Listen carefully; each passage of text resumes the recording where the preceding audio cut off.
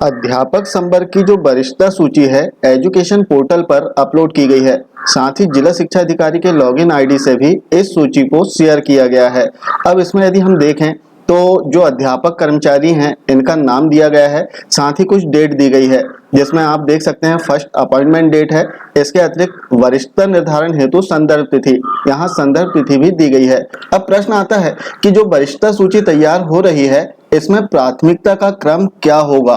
तो जैसे हम देखें तो इस संबंध में जिला शिक्षा अधिकारी छिंदवाड़ा का एक आदेश जारी हुआ है जिसमें जो वरिष्ठता सूची है इसमें प्राथमिकता का क्रम दिया गया है, जिसमें प्राथमिकता क्रम में सबसे पहले जिससे गणना की जा रही है वो है अध्यापक संवर्ग में संविलियन दिनांक, अर्थात आपका अध्यापक संवर्ग में जो भी संविलियन दिनांक हो उस संविलियन दिनांक से आपकी वरिष्ठता की गणना की जाएगी।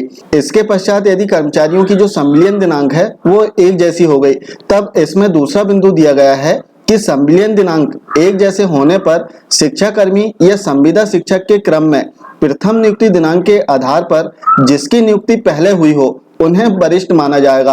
अर्थात संविलियन दिनांक समान होने पर प्रथम नियुक्ति दिनांक के आधार पर इनकी वरिष्ठता की गणना की जाएगी। अब इसके पश्चात यदि दोनों बिंदु समान हो गए, अर्थात संविलियन दिनांक समान है और प्रथम नियुक्ति दिनांक भी समान है, तो इसमें तीसरा बिंदु दिया गया है कि उपरोक्त दोनों समान होने पर जन्म तिथि के आधार पर जिसकी उम्र अधिक हो उन्हें वरिष्ठ माना जाएगा। अर्थात प्राथमिकता के क्रम में तीसरा बिंदु दिया गया है कि संविलियन दिनांक और प्रथम नियुक्ति दिनांक दोनों समान होने पर ऐसे कर्मचारी जिनकी उम्र अधिक है उन्हें वरिष्ठ माना जाएगा।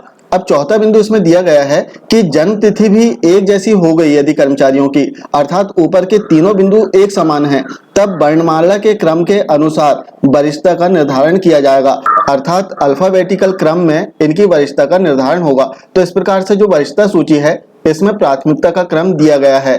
अब इसमें अगला प्रश्न आता है, जैसे कि पहला ही बिंदु इसमें दिया गया है कि अध्यापक संवर्ग में संविलियन दिनांक से वरिष्ठता की गणना की जाएगी। अब इसमें एक एग्जांपल हम लेते हैं, जैसे कोई 2003 में संविदा वर्ग 3 के रूप में कर्मचारी नियुक्त हुआ जिसका संविलियन 147 में हो गया। साथ ही उक्त जो कर्मचारी है इनकी पदोन्नति 2012 या 13 में हो गई।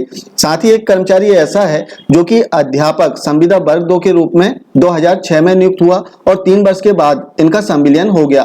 तब ऐसी कंडीशन में इनकी संविलियन दिनांक, जो अध्यापक संवर्ग का कर्मचारी है 2006 में नियुक्त वाला, इनकी संविलियन दिनांक 2009 होगी। 6 में नियुक्त हुआ है तो संविलियन दिनांक 2009 में होगी समान रूप से, तब 2009 से इनकी गणना की जाएगी। लेकिन अब जो 2003 का कर्मचारी है इनकी जो गणना होगी वरिष्ठता की वो पदोन्नति दिनांक से होना चाहिए, और यदि संविलियन दिनांक से गणना की जाती है तब 2003 वाला जो कर्मचारी है जिसका संविलियन 147 में हुआ तो वो सीनियर होगा। लेकिन समान रूप से ऐसा नहीं होगा क्योंकि इसमें संबंधित कैडर में वरिष्ठता की गणना की जाएगी।